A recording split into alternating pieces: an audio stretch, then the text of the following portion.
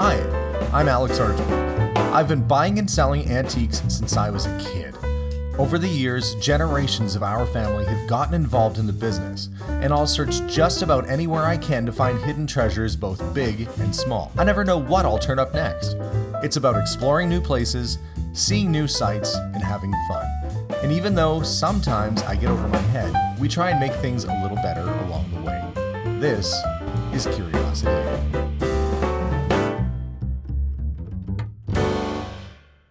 Hi guys, and welcome to today's episode. Well, I just got back from purchasing the contents of a storage unit, and that's not what today's video is about, but that does lead me to where we're going.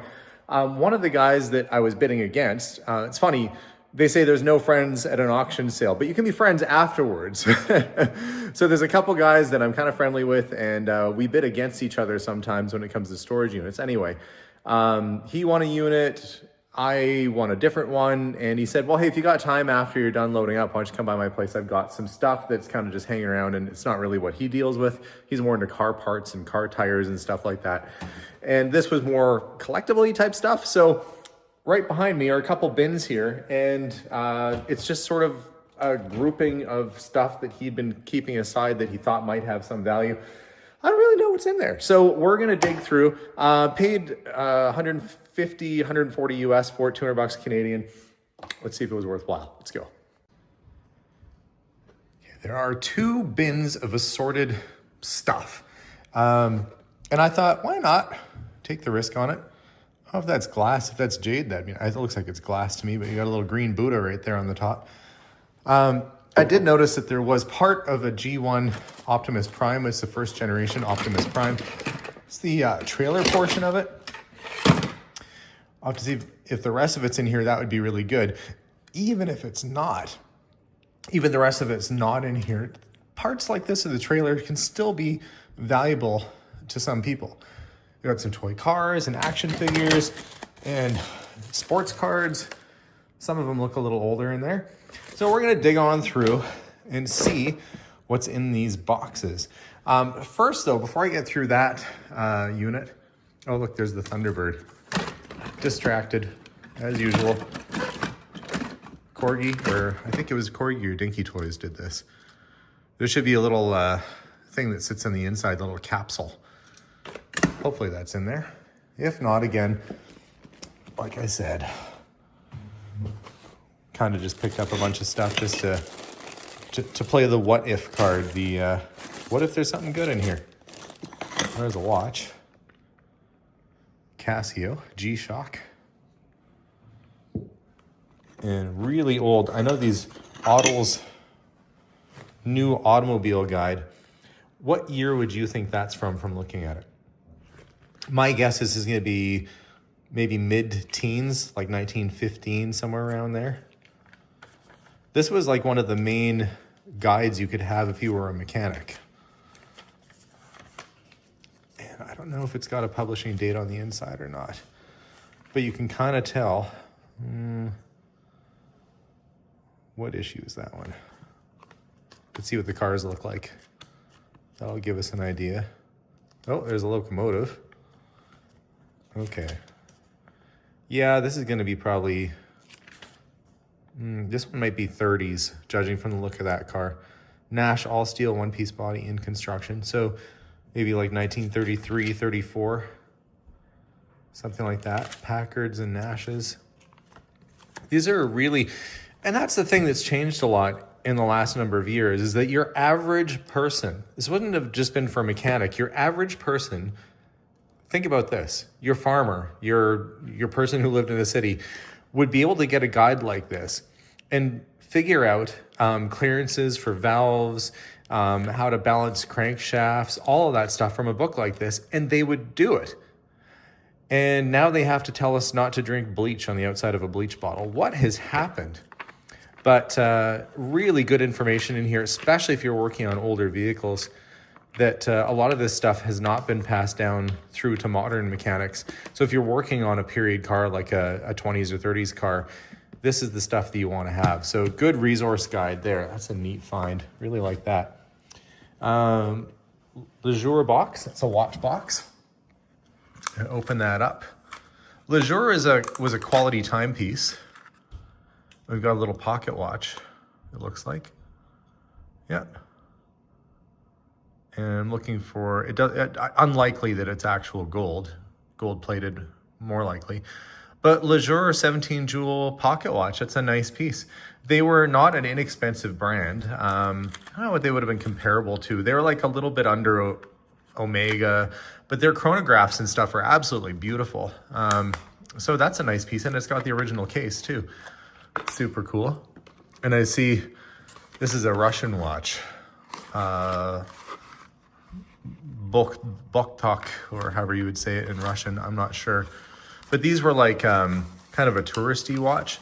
They're made to look like a dive watch. They're not super great quality, but people do collect Russian watches like this. You know, it's decorative. It's got fighter jets on the outside of it. It's that Cold War era kind of look. And it's got the original box too. So that might be worth, you know, the Lejour watch probably worth 80 to 100 bucks or so. This probably about 40 or 50. So yeah, we're getting there, right? The G-Shock watch is pretty good too. What else? This looks like, it is Wedgwood, 1955. So we got a few Wedgwood. They need to be cleaned, but it's real Wedgwood. So a couple little heart dishes and Wedgwood pieces there. That's always a nice find. Hey, American Express. Fritz might want his card back. Long expired. Deutsch. Well, you know what they say when you've got an upset stomach. Try Elke Schmelzer. Elke Schmelzer to the rescue. Interesting. This case is empty. Here's another wallet. Old wallet. Good shape. In the Canadian Scouts Handbook. Carrying the canoe. I used to work for the Hudson's Bay Company once, and there was a story we heard of somebody stealing a canoe. Maybe not from our store, but from another store. And they held the canoe over their heads and walked right out the door with it. And because the canoe was over their heads, you couldn't see what their faces looked like on the security camera. And people even held the door open for them because you don't expect somebody's going to be stealing a canoe from a department store, but so be it. This was at the bottom of the box, United States Special Mint Set, 1966, and it took it out. And it is a coin set. There's a bit of a crack in the case, but I believe that would be silver Kennedy $50. And possibly, I don't know if the quarter is silver too. You can tell the difference in the color there, but definitely a silver $50. And, you know, there's gonna be some value to that little set. Probably 40 bucks or so for a set like that. Okay, dumped out this little black bag that was in there, and we've got some old marathon medals. It's an older one there too, 1981. Cap badge for the Boy Scouts. Be prepared. And cufflinks, but LeBaron, symbol of quality, and there's a magic thing right there, sterling silver. So sterling silver cufflinks, not so bad. Of course, the price of silver and gold has gone up so much over the last couple years. Let's see, did I look in that? Yeah, that was the cufflinks. Okay, just some assorted little things, maybe some chains. Maybe a little bit of silver. Oh, a few little things in that bag. Let's see what we got in the Remax binder here. It's probably used to have listings and stuff. This is what they would have used to hold their business cards and take to clients' places. We got some card holders, and it looks like we do have a collection of cards. Fortunately, those I think are not real. Pokemon Nintendo Creature / Game Freak. I do have a son who's really into this stuff, but from my understanding is these foil cards are typically sort of just a novelty thing that they put out, but maybe there'll be a few others in here that are good. We do have some hockey players, and gosh, if I found I might have this binder upside down. Or I should say, I don't have the binder upside down, but I think whoever put the stuff in here put it in upside down. More pages. Okay. Guy Lafleur. Some go back to the 80s. If I could find myself a Connor McDavid rookie card, that'd all be worthwhile. Sidney Crosby might be worth something. He's a good player. And some football. And a little basketball going on here. All this stuff really just, you don't know what the value is. The value is closely tied to whoever the player is. And also if it's their rookie card or how, what was happening that particular year. There's always a reason why, Brett Hall, great player, but some of these cards are a little on the newer side, so they won't bring the same value. Theo Fleury, though, that might be his rookie card. I can't remember. It's right, second in rookie scoring. So he'd only played 36 games when that came out, so that might be worth a little something. He's a good player. It's not the best condition, but you get a rookie card from a Hall of Famer or a good player like that. It's always good. So lots to go through in terms of the hockey. Is it all hockey in here? Or are there more Pokemon? Surprisingly, sometimes the Pokemon cards might actually bring you more money than the sports cards. Just depends on what the card does and its rarity and all that stuff. So I'll flip through and see if I can find anything that's of particular note or particular value in here. But where there's a couple Pokemon cards, usually there's a couple more. So let's cross our fingers and hope. Okay, now to the toy bucket. I sold Fantastic Four, Big Little Book, and the Lone Ranger. Out of those two, nowadays, that would have more value. What those are? Star Wars cards. And some various hockey cards and stuff in the mix. There's been a few bundles like this of sports cards. So far, nothing really good has come out of it. A few older ones, but no stars. I remember when they did these sets. They would do like these are all 1980 uncirculated coins, and then they seal them in this plastic. So you'd have this paperweight from like the year of your birth or whatever. They don't really sell for a whole lot. Kind of cool. Oh, a shuffle. Those are actually kind of collectible now. You can sell those things, assuming you have a charger that works for it. These iPod shuffles, oddly, still pretty popular. Got some, looks like G.I. Joes in here too. The old G.I. Joes can bring an okay dollar. So I'll bring the rest of this bucket up and we'll dump it out and dump out the toy box. Let's see what there is to see. Okay, what did I drop? Dropped a little Army Man. I'm kind of going through and just picking out the 80s or early 90s G.I. Joes out of this toy box, because those can be sold separate. Star Wars figure, that's from the 90s, probably when the last movie came out. Little plastic figurines. That was probably a little bit older. Cowboys. See if I could find the rest of that. It's the thing, you gotta kind of go through this stuff piece by piece and make sure you're not missing something. Like that's a little Transformer.